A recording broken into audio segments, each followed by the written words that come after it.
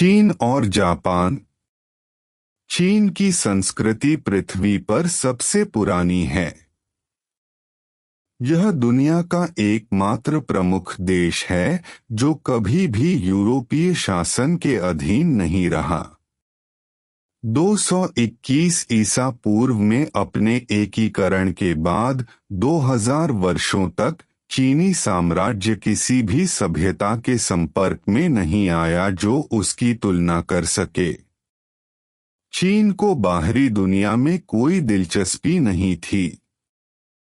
यह अकल्पनीय माना जाता था कि अपनी सीमाओं से परे के बर्बर लोगों के पास पेशकश करने के लिए कुछ भी महत्वपूर्ण था। 1840 से 1842 में यह पहला अफीम युद्ध था जिसने चीन को पश्चिम के साथ अपने संपर्क शुरू करने के लिए मजबूर किया। पश्चिम के साथ इसके युद्धों ने इसे अपने बंदरगाहों को विदेशी व्यापार के लिए खोलने के लिए मजबूर किया, जो अर्धौपनिवेशिक परिक्षेत्र बन गए। एक सदी तक इसकी अर्थव्यवस्था, इसके बंदरगाह और इसके सबसे महत्वपूर्ण उद्योग विदेशी शक्तियों की दया पर थे। माओ त्से-तुंग के शब्दों में, चीनी सरकार हमारे विदेशी आकाओं का लेखा कार्यालय बन गई। 1842 में चीन में पश्चिम द्वारा स्थापित औपनिवेशिक विशेषाधिकारों को अंततः एक सदी बाद 1943 में त्याग दिया गया, जब चीन के अधिकांश हिस्से पर जापान का प्रभुत्व था। यूरोपीय पूंजी द्वारा अपने शोषण के पहले 50 वर्षों के दौरान चीन पश्चिमी विचारों को हाशिए पर रखने में कामयाब रहा। चीनी सरकार ने पुराने तरीकों पर वापसी की शरण ली। विरोधाभासी रूप से यह यूरोप नहीं बल्कि जापान था जो चीनी बौद्धिक अलगाव की समाप्ति के लिए जिम्मेदार था। सदियों से जापानियों को चीन में अपमानजनक रूप से बौने समुद्री डाकू कहा जाता था। वे घटिया प्राणी थे जिन्होंने उनकी सभ्यता की नकल की थी। 1895 में जापान के साथ युद्ध में चीन बुरी तरह हार गया और फॉर्मोसा हार गया। बौने समुद्री डाकुओं द्वारा दी गई हार चीनी साम्राज्य के पूरे इतिहास में सबसे बड़ा अपमान था। हालांकि इस तरह के अपमान का कारण स्पष्ट था। यह जापान की पश्चिम से सीखने की क्षमता पर निर्भर था। यह तब था जब कुछ चीनी बौद्धिक हलकों ने निष्कर्ष निकाला कि पारंपरिक अलगाव को समाप्त करना होगा। पश्चिम की चुनौती पर जापान की प्रतिक्रिया अलग थी। 18वीं शताब्दी में ही जापान तुरंत इस निष्कर्ष पर पहुंच गया कि यदि वह चीन के भाग्य से बचना चाहता है तो उसे पश्चिम की ताकत के रहस्यों को सीखना होगा। जापानी आधुनिकीकरण की गति आधुनिक विश्व के इतिहास में अद्वितीय है। 1850 के दशक में उनके द्वीप रक्षाहीन थे। आधी सदी बाद 1905 में उसने रूस को करारी शिकस्त दी, जिसे 19वीं सदी के अधिकांश समय में ग्रह पर सबसे बड़ी सैन्य शक्ति माना जाता था।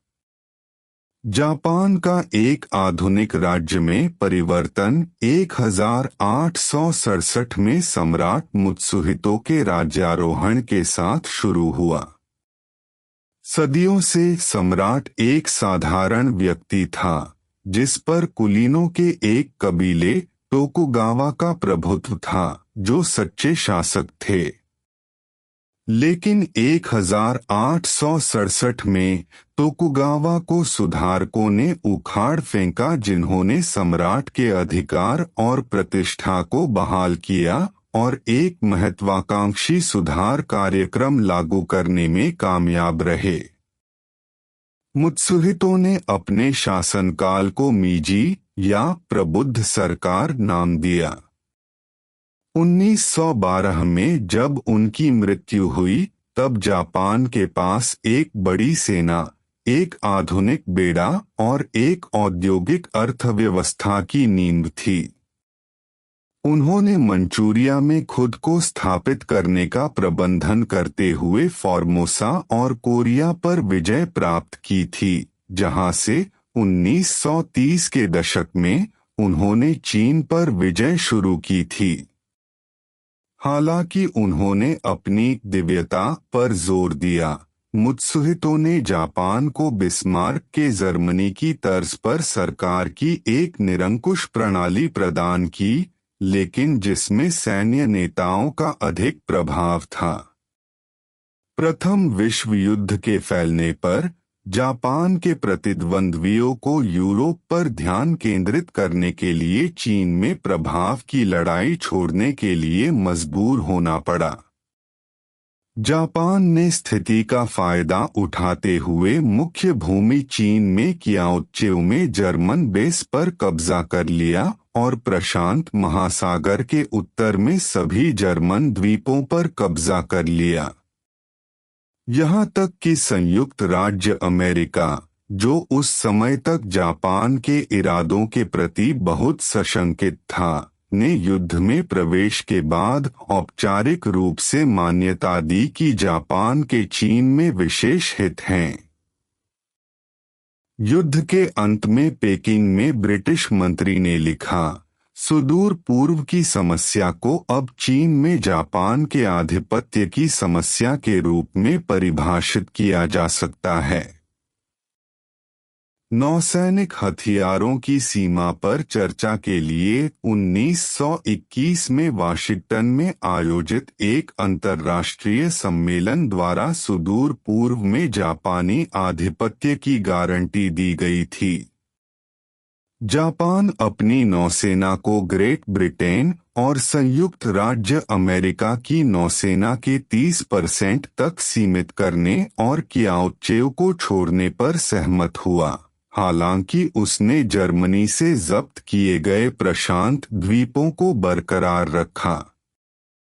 ऐसी रियायतों के बदले में उसने पश्चिम से कहा कि वह उसके द्वीपों से कुछ दूरी पर नौसैनिक अड्डे न बनाए। ब्रिटेन न तो सिंगापुर के उत्तर में और न ही संयुक्त राज्य अमेरिका हवाई के पश्चिम में कोई नौसैनिक अड्डा बनाएगा।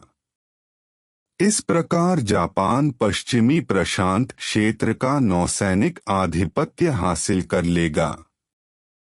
म्यूनिख संकट से पहले ब्रिटिश विदेश सचिव एंथनी ईडन ने सुदूर पूर्व पर संयुक्त राज्य अमेरिका के साथ एक समझौते पर पहुंचने के लिए कई मौकों पर कोशिश की, लेकिन संयुक्त राज्य अमेरिका ने केवल जापानी आक्रामकता की नैतिक निंदा के लिए खुद को प्रतिबद्ध किया।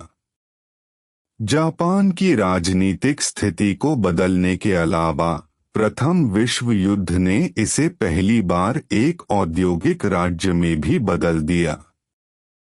दुनिया के किसी भी देश, यहाँ तक कि संयुक्त राज्य अमेरिका को भी युद्ध से अधिक आर्थिक लाभ नहीं हुआ। पूरे एशिया में जापान ने उन बाजारों पर कब्जा कर लिया जिन पर कभी यूरोप का प्रभुत्व था, लेकिन अब युद्ध के कारण वह सेवा देने में असमर्थ था और एक ऋणदाता राष्ट्र बन गया। 1914 तक जापान के भुगतान संतुलन में हमेशा घाटा रहता था। अकेले युद्ध के वर्षों के दौरान इसने 1.4 बिलियन येन का वाणिज्यिक अधिशेष जमा किया, जो कि 1913 में इसके औद्योगिक उत्पादन के कुल मूल्य से अधिक है। इसी अवधि में इसका सोने का भंडार लगभग 100% बढ़ गया। जापान को एशिया का अधिपति बनाने में चीन ने भी भूमिका निभाई। पूरे इतिहास में किसी देश की महानता हमेशा उसके पड़ोसियों की कमजोरी पर आधारित रही है। यह सिद्धांत 20वीं सदी के जापान में उतना ही सच था जितना कि यह शास्त्रीय रोम लुई 14 के फ्रांस या एडोल्फ हिटलर के जर्मनी में था। जापानी शक्ति का आधार चीन की कमजोरी की तुलना में उसकी अपनी ताकत में कम था। चीन क्षेत्रफल में जापान से 12 गुना बड़ा था। मीजी युग की विजय के बाद भी इसकी जनसंख्या 8 गुना बड़ी थी और इसके प्राकृतिक संसाधन कहीं बेहतर थे। लंबे समय में 20वीं सदी की शुरुआत में शुरू हुआ चीन का आधुनिकीकरण इसे एशिया की सबसे बड़ी शक्ति बना देगा, लेकिन अल्पावधि में इसने इसकी आंतरिक एकजुटता को नष्ट कर दिया। इस बीच जापान का एशिया पर प्रभुत्व रहा। चीनी सैन्य नेता पिछले 2000 वर्षों में चीन पर शासन करने वाले प्रत्येक राजवंश ने दावा किया था कि उनका सिंहासन स्वर्ग की आज्ञा से आया है। हर बार जब किसी राजवंश को उखाड़ फेंका जाता था तो उसके गायब होने की व्याख्या चीनी लोगों द्वारा एक संकेत के रूप में की जाती थी कि स्वर्ग ने अपना शासन वापस ले लिया है।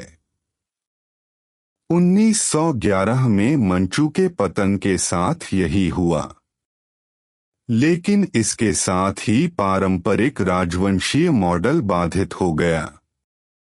उनका उत्तराधिकारी कोई नया राजवंश नहीं, बल्कि लोकतंत्र के विदेशी आदर्शों से प्रेरित एक गणतंत्र बना।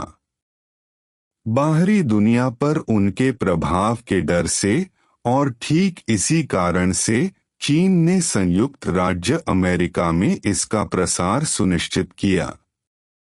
विश्व जनमत के दबाव ने जापान को अपनी सबसे चरम मांगों को संशोधित करने के लिए मजबूर किया, लेकिन चीन को क्याओत्सेउ के बंदरगाह और जर्मनी द्वारा पहले प्राप्त विशेषाधिकारों को छोड़ने के साथ साथ मंचूरिया में जापानी उपस्थिति को मान्यता देने के लिए मजबूर होना पड़ा।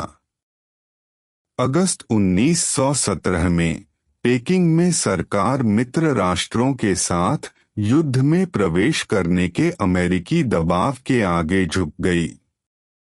संयुक्त राज्य अमेरिका की राय में चीन इस प्रकार शांति सम्मेलन में भाग ले सकता है और जापानी दबाव की निंदा कर सकता है। युद्ध के अंत में चीनी प्रतिनिधिमंडल पेरिस के लिए रवाना हुए। उन्हें विश्वास था कि मित्र राष्ट्रों ने यूरोप में आत्मनिर्णय का जो सिद्धांत घोषित किया था वह चीन में भी लागू होगा। चीन को यह नहीं पता था कि ब्रिटेन और फ्रांस पहले ही गुप्त संधियों के माध्यम से जापान का समर्थन करने के लिए प्रतिबद्ध थे।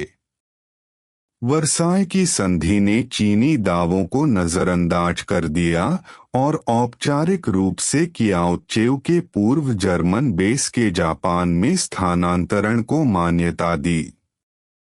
बीजिंग में संयुक्त राज्य अमेरिका के राजदूत ने लिखा, संभवतः कोई अन्य देश पेरिस में अमेरिकी नेतृत्व को निश्चित रूप से व्यक्त होते देखने के लिए उतना उत्सुक नहीं था जितना कि चीन। चीनियों ने संयुक्त राज्य अमेरिका पर भरोसा किया। उन्होंने राष्ट्रपति विल्सन द्वारा की गई सिद्धांतों की लगातार घोषणाओं पर भरोसा किया, जिनके शब्द चीन के सबसे दूरदराज के कोनों तक पहुंचे। उनकी निराशा और मोहभंग पूरी तरह से था। मैं यह सोचकर चिंतित था कि चीनी लोगों को वह झटका कैसे लगेगा, जिसका अर्थ था राष्ट्रों की समानता में उनकी आशाओं और उनके विश्वास का विनाश। चीन के साथ उसके सहयोगियों द्वारा किए गए व्यवहार ने चीनी राष्ट्रवाद को एक जन आंदोलन में बदल दिया। इसके नेता विश्वविद्यालय के नेता थे। 4 मई 1919 को पेकिंग विश्वविद्यालय के छात्रों द्वारा आयोजित पेरिस शांति सम्मेलन के खिलाफ एक विरोध मार्च में भाग लेने वाले प्रदर्शनकारियों ने त्साओ जुलिन के घर में आग लगा दी, जिन्होंने 21 मांगों के लिए चीनी प्रतिक्रिया पर बातचीत की थी और टोक्यो में पूर्व चीनी मंत्री चांग त्सुंगहसियांग को पीटा था, जो सैनिकों के आगमन के कारण अपनी जान बचाने में कामयाब रहे। 4 मई आंदोलन, जैसा कि ज्ञात हो गया, अधिकांश शहरों और कस्बों में फैल गया और जापानी वस्तुओं की हड़तालों, प्रदर्शनों और बहिष्कारों की एक श्रृंखला में 20 मिलियन लोगों को संगठित किया। आंदोलन के दबाव के जवाब में पेरिस शांति सम्मेलन में चीनी प्रतिनिधियों ने वर्साय की संधि पर हस्ताक्षर करने से इनकार कर दिया, जिस पर अब दुनिया के 3 सबसे बड़े स्वतंत्र राष्ट्रों चीन, रूस और संयुक्त राज्य अमेरिका के हस्ताक्षर नहीं थे। हुनान में आंदोलन के नेताओं में से एक युवा माओ त्से-तुंग थे, जो उस समय एक उत्साही राष्ट्रवादी थे। जुलाई 1919 में लिखे गए the great union of the popular masses शीर्षक वाले अपने पैम्फलेट में उन्होंने कहा, हम युवा लोग 20वीं सदी में रहते हैं, लेकिन चीनी नेता अभी भी हमें पुरानी परंपराओं का सम्मान करने के लिए मजबूर करते हैं। देश नष्ट होने वाला है और फिर भी उन्होंने हमें अपने देश से प्यार करने से रोकने के लिए संकेत लगाए हैं। यह चीनी लोगों का महान संघ है। हम वतन, हमें प्रयास करना चाहिए, हमें अपनी सेनाओं को अधिकतम विकसित करना चाहिए। भविष्य हमारा है। चीन में छात्रों का विरोध उतना ही पुराना था जितना कि साम्राज्य। पहली शताब्दी ईसा पूर्व में इंपीरियल स्कूल के लगभग 30,000 छात्र एक शाही अधिकारी की बर्खास्तगी के खिलाफ एक संगठित विरोध में शामिल हुए थे। अगली 2 सहस्राब्दियों में कई संकटों में स्कूलों और विश्वविद्यालयों में छात्रों ने चीनी जनमत के प्रवक्ता के रूप में कार्य करने के अधिकार का दावा किया। 4 मई आंदोलन के प्रकाशनों का मतलब था कि 1919 में चीनी छात्रों ने अपनी भूमिका फिर से हासिल कर ली। प्रथम विश्व युद्ध तक चीनी बुद्धिजीवी मार्क्सवादी सिद्धांतों से नहीं जुड़े थे। यह बताना जरूरी है कि चेन तुहसिउ, जो 1921 में चीनी कम्युनिस्ट पार्टी के पहले नेता होंगे, चीन की मुक्ति मार्क्स और लेनिन के विचारों में नहीं, बल्कि लोकतंत्र और विज्ञान, पश्चिमी सभ्यता की नींव में चाहते थे। हालांकि वर्साय में राजनीतिक झटके से चीन में अधिकांश चीनी बुद्धिजीवियों की तरह पश्चिम के प्रति गहरा मोहभंग हो गया। चेन ने कहा, चीन के लिए पश्चिम में कोई सूरज नहीं उगता। वर्साय की संधि के 1 महीने से भी कम समय के बाद बोल्शेविक रूस ने चीन के खिलाफ सभी जारवादी प्रतिबंधों को त्याग दिया और जब्त किए गए क्षेत्रों को वापस कर दिया। रूस के व्यवहार और पश्चिमी शक्तियों के व्यवहार के बीच अंतर आश्चर्यजनक था। सन यात्सेन, जो एक उत्साही पश्चिमीवादी थे, ने लेनिन के लिए विल्सन को त्याग दिया। जुलाई 1919 में एक घोषणा पत्र में उन्होंने कहा, राष्ट्रीय स्वतंत्रता के संघर्ष में चीनी लोगों के एकमात्र सहयोगी और भाई सोवियत श्रमिक, किसान और सैनिक हैं। सन यात्सेन और कैंटन रिपब्लिकन, जिसे अब कुओमितांग या राष्ट्रवादी पार्टी कहा जाता है, को पश्चिमी शक्तियों द्वारा नजरअंदाज कर दिया गया, क्योंकि वे तानाशाही लागू करने के लिए पर्याप्त मजबूत सैन्य नेता के उभरने का इंतजार कर रहे थे। इसके बजाय रूसी कम्युनिस्टों ने सन यात्सेन और उनके अनुयायियों को एकजुटता और समर्थन की पेशकश की। जनवरी 1922 में कुओमितांग प्रतिनिधियों ने मॉस्को में सुदूर पूर्वी श्रमिक कांग्रेस में भाग लिया। अगली शरद ऋतु में सबसे अच्छे सोवियत राजनयिकों में से एक एडोल्फ जोफे सन यात्सेन के साथ गठबंधन पर बातचीत करने के लिए चीन पहुंचे। वे दोनों इस बात पर सहमत थे कि साम्यवाद वर्तमान चीनी परिस्थितियों के लिए उपयुक्त नहीं है। रूस ने कुओमितांग को हथियार, धन और राजनीतिक और सैन्य सलाहकार देने का वादा किया। लोकतांत्रिक केंद्रीयवाद के सिद्धांतों से प्रेरित राजनीतिक सलाहकारों ने कुओमितांग को एक प्रभावी राजनीतिक संगठन में बदल दिया।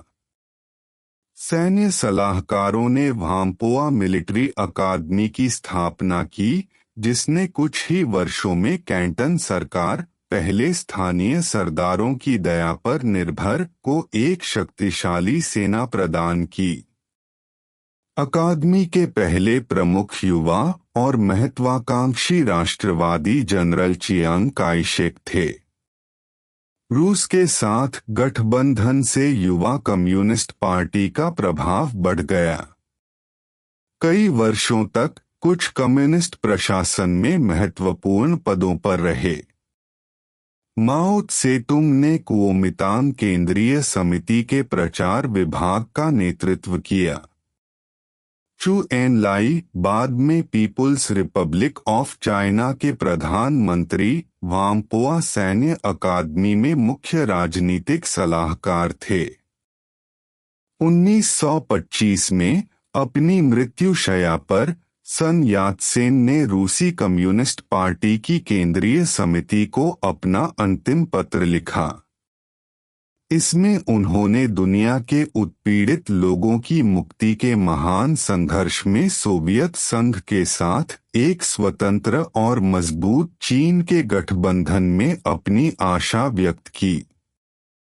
अपनी मृत्यु से पहले सन यात्सेन ने सपना देखा था कि कुओमितांग सेनाएं कैंटन से उत्तर की ओर बढ़ेंगी और चीन को राष्ट्रवादी नियंत्रण में लाएंगी। जुलाई 1926 में जनरल चियांग काई-शेक की कमान के तहत उत्तरी सेना ने उन सपनों को हकीकत में बदलने के उद्देश्य से कैंटन छोड़ दिया। 2 साल से भी कम समय के बाद जून 1928 में चियांग काई-शेक की सेना ने प्रतिद्वंद्वी राजधानी पेकिंग में प्रवेश किया। अगले महीने वह अपने सैनिकों को ग्रीन क्लाउड मठ की ओर ले गया, जहां सन यात्सेन का शरीर 3 साल से दफन होने की प्रतीक्षा कर रहा था। नेता की लाश से पहले चियांग काई-शेक ने गंभीरता से घोषणा की कि चीन की एकता बहाल हो गई है। हालांकि वह इकाई केवल नाम मात्र की थी, क्योंकि हालांकि उसने कई स्थानीय सैन्य नेताओं का समर्थन हासिल कर लिया था, लेकिन वे उसके नियंत्रण में नहीं थे। राष्ट्रवादी सरकार कभी भी अपनी पराधीनता से मुक्त नहीं हो पाई। चियांग काई-शेक पश्चिम के प्रशंसक नहीं थे, लेकिन न ही वह सोवियत रूस के प्रशंसक थे। वह 1923 में मॉस्को की यात्रा से लौटे, विशेष रूप से आश्वस्त थे कि जिसे रूसी अंतर्राष्ट्रीयवाद और विश्व क्रांति कहते हैं, वह साम्राज्यवाद से ज्यादा कुछ नहीं है। लेकिन सार्वजनिक रूप से उन्होंने खुद को अलग तरह से व्यक्त किया। यदि रूस चीनी क्रांति में मदद करता है, तो क्या इसका मतलब यह है कि चीन में साम्यवाद लागू किया जाना चाहिए? नहीं, वह चाहता है कि हम राष्ट्रीय क्रांति को अंजाम दें। यदि कम्युनिस्ट कुओमिंतांग में शामिल होते हैं, तो क्या इसका मतलब यह है कि वे साम्यवाद को लागू करने का इरादा रखते हैं? नहीं, उनका इरादा भी ऐसा नहीं है। निजी तौर पर मुझे कुछ और ही संदेह था। हालांकि रूसियों को चियांग के इरादों पर संदेह था। उनका मानना था कि चीनी कम्युनिस्ट तब तक उनका सहयोग करेंगे जब तक वे उन्हें उखाड़ फेंकने के लिए पर्याप्त मजबूत नहीं हो जाते। चियांग काई शेक ने अब फैसला किया कि उत्तरी अभियान न केवल चीन को एकजुट करेगा, बल्कि साम्यवाद को नष्ट करना होगा। अप्रैल 1927 में एक कम्युनिस्ट विद्रोह ने उन्हें शंघाई पर कब्जा करने का बहाना दिया और उन्होंने कम्युनिस्टों, तब तक उनके सहयोगियों का व्यवस्थित उत्पीड़न शुरू कर दिया। चीनी कम्युनिस्ट पार्टी को खत्म करने के प्रयास के रूप में शुद्धिकरण आंदोलन को व्यंजनात्मक रूप से परिभाषित किया गया था, जो तेजी से राष्ट्रवादी ताकतों द्वारा नियंत्रित देश के अन्य हिस्सों में फैल गया। प्रथम विश्व युद्ध के बाद के वर्षों के दौरान एशिया धीरे धीरे लेकिन अपरिवर्तनीय रूप से बदलना शुरू हुआ। जापान, जिसने क्षेत्र की अन्य शक्तियों से बहुत पहले अपना आधुनिकीकरण शुरू कर दिया था, अब एक विकासशील देश नहीं था। वह वैश्विक संतुलन में अपनी जगह तलाशने वाली एक शक्ति था। रूसी युद्ध में उनके हस्तक्षेप और साइबेरिया में सेना भेजने से पता चला कि वह अब केवल देख नहीं रहे थे। जापान ने कार्रवाई की, स्थिति ली और अपनी सीमाओं के बाहर अपनी सैन्य क्षमताओं का परीक्षण किया। हालांकि पिछले कुछ वर्षों में उसने अपनी सेना को आंशिक रूप से कम करके और अंतर्राष्ट्रीय समझौतों में भाग लेकर एक निश्चित नरमी दिखाने की कोशिश की, लेकिन वह स्थिरता नाजुक और सती थी। जापानी लोकतंत्र विद्यमान होते हुए भी दृढ़ता का अभाव था। सरकारें कमजोर थीं और सेना का प्रभाव चुपचाप बढ़ता गया। खुद को सीधे तौर पर थोपने की जरूरत नहीं पड़ी, बस उस स्थान पर कब्जा कर लिया जिसे राजनीति नियंत्रित नहीं कर सकती थी। फिर अंतिम झटका आया, वैश्विक आर्थिक संकट।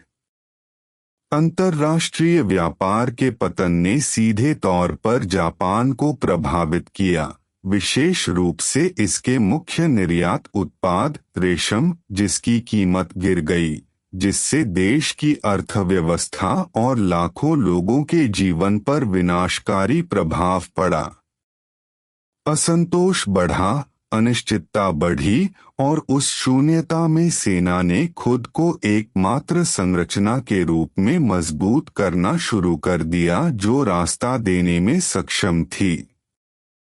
इसके कई अधिकारी अब पारंपरिक अभिजात वर्ग के नहीं थे, वे संकट के संदर्भ में प्रशिक्षित विनम्र मूल के लोग थे, एक अलग, अधिक प्रत्यक्ष और अधिक कट्टरपंथी मानसिकता के साथ।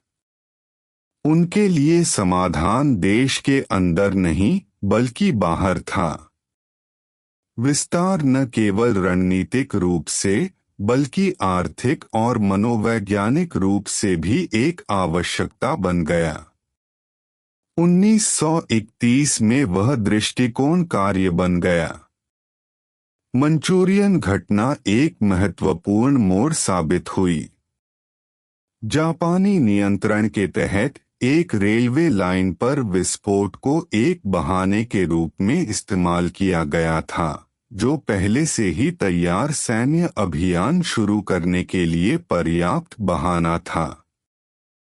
संगठित प्रतिरोध का सामना किए बिना सैनिक तेजी से आगे बढ़े और कुछ ही हफ्तों में क्षेत्र पर कब्जा कर लिया। घटनाओं की गति से आश्चर्यचकित जापानी सरकार ने हस्तक्षेप करने की कोशिश की, लेकिन नियंत्रण अब उसके हाथ में नहीं था। सेना ने अपने आप कार्रवाई की। कुछ ही समय में यह क्षेत्र पूरी तरह से बदल गया और एक नए राज्य माचुकुओ में परिवर्तित हो गया, जो एक स्पष्ट रूप से स्वतंत्र इकाई थी, लेकिन वास्तव में इसकी उपस्थिति को वैध बनाने के लिए डिजाइन की गई राजनीतिक संरचना के तहत जापान द्वारा नियंत्रित किया गया था। अंतर्राष्ट्रीय समुदाय ने प्रतिक्रिया व्यक्त की, लेकिन बिना बल प्रयोग के। राष्ट्र संघ ने कार्रवाई की निंदा की, लेकिन कोई वास्तविक परिणाम नहीं दिया। कोई हस्तक्षेप या प्रभावी दबाव नहीं था। जापान ने उस प्रतिक्रिया को एक संकेत के रूप में समझा, एक पुष्टि कि वह प्रत्यक्ष विरोध के बिना आगे बढ़ सकता है, और प्रथम विश्व युद्ध के बाद स्थापित अंतर्राष्ट्रीय प्रणाली को निश्चित रूप से तोड़ते हुए संगठन छोड़ने का फैसला किया। वैश्विक संतुलन धीरे धीरे फिर से ढह रहा था, चुपचाप लेकिन गहरे परिणामों के साथ।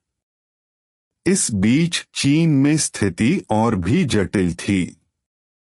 देश खंडित रहा, विभिन्न राजनीतिक ताकतों के बीच विभाजित रहा और आंतरिक संघर्षों से कमजोर हुआ। इसी संदर्भ में देश के भविष्य को आकार देने वाली एक हस्ती उभर कर सामने आई, माओ त्से-तुंग। उनका नेतृत्व शहरों या अभिजात वर्ग से नहीं, बल्कि ग्रामीण इलाकों से, उन ग्रामीण इलाकों से उभरा जहां आबादी विषम परिस्थितियों में रहती थी और जहां सरकारी नियंत्रण सीमित था। अन्य नेताओं के विपरीत माओ ने समझा कि चीन की ताकत उसके संस्थानों में नहीं, बल्कि उसके लोगों में, किसानों में, उन लोगों में थी जिनके पास कोई शक्ति नहीं थी, लेकिन संख्या और प्रतिरोध था। उनकी रणनीति पारंपरिक मॉडलों से टूट गई। वह सीधे टकराव नहीं चाहता था और न ही उसका शहरों को तुरंत जीतने का इरादा था। उनका दृष्टिकोण अलग था, नीचे से निर्माण करें, विरोध करें, कमजोर पड़े और धीरे धीरे आगे बढ़े। यह एक अलग युद्ध था, धैर्य, इलाके के ज्ञान और अनुकूलन की क्षमता पर आधारित एक लंबा युद्ध। जबकि जापान बाहर से आगे बढ़ा, चीन अंदर से पुनर्गठित हुआ और दोनों आंदोलनों के बीच संघर्ष अपरिहार्य हो गया। एशिया अब गौण चरण नहीं रहा। यह एक नए चरण का केंद्र बन रहा था, एक ऐसा चरण जो विस्तार, प्रतिरोध और विश्व संतुलन के संपूर्ण परिवर्तन से चिह्नित था। आधुनिक इतिहास में चीन की स्थिति अभूतपूर्व थी। दशकों से जमा हुए तनाव, बाहरी प्रभावों और आंतरिक कमजोरी ने पूरी तरह से अस्थिर परिदृश्य पैदा कर दिया था।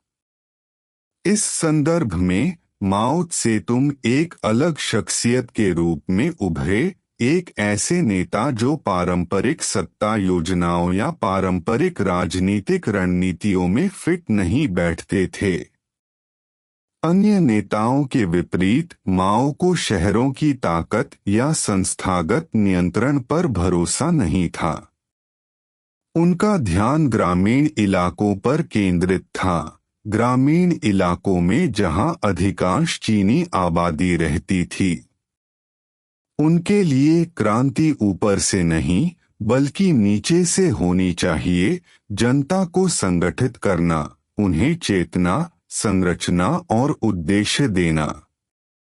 लाल सेना महज एक सैन्य शक्ति नहीं थी, यह एक राजनीतिक उपकरण भी था, जनसंख्या को शिक्षित करने, संगठित करने और बदलने का एक साधन भी था। इसका उद्देश्य केवल लड़ना नहीं था, बल्कि किसानों को गहरे और स्थायी परिवर्तन को बनाए रखने में सक्षम क्रांतिकारी शक्ति में बदलना था।